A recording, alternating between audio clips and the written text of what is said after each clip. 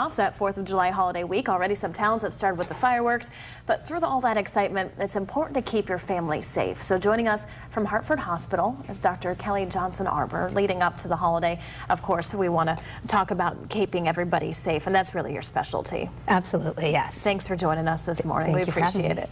So first of all, you know, we mentioned the fireworks. A lot of people have seen the fireworks.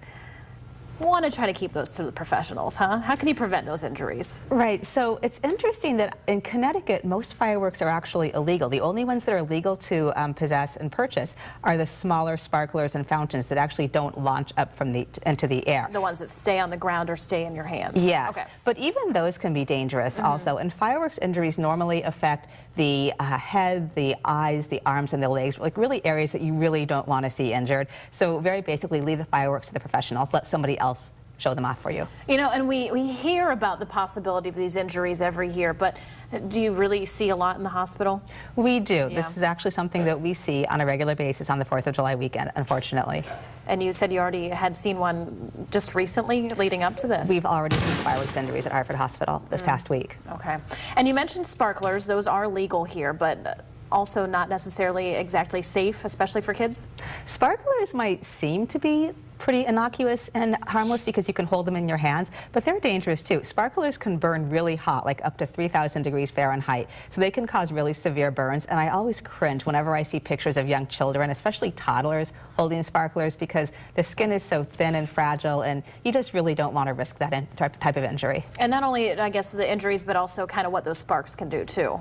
Right, so they can cause severe burns. I mean, they can go anywhere. They're in the air and they can come at you and you wouldn't even know it. You see more fires this time of the year as well? Absolutely. So it's interesting that more fires are reported in the U.S. on July 4th than on any other day of the year. Really? Right. And so I didn't know that. Yeah, and most of those fires are from fireworks. So fireworks can be damaging to your body, to your house, to your personal property. They're damaging to everything, so just leave them to somebody else.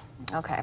So, of course, moving on from there, if you're maybe having a 4th of July barbecue, eating out, want to make sure that we're eating safely, too.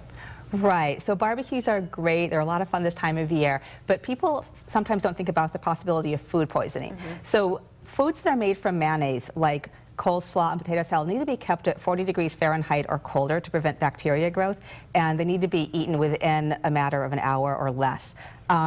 Also, alcohol is really common at parties this time of year. People want to go out in the sun and have a cold drink, which is great, except that the combination of that hot weather and alcohol can lead to dehydration.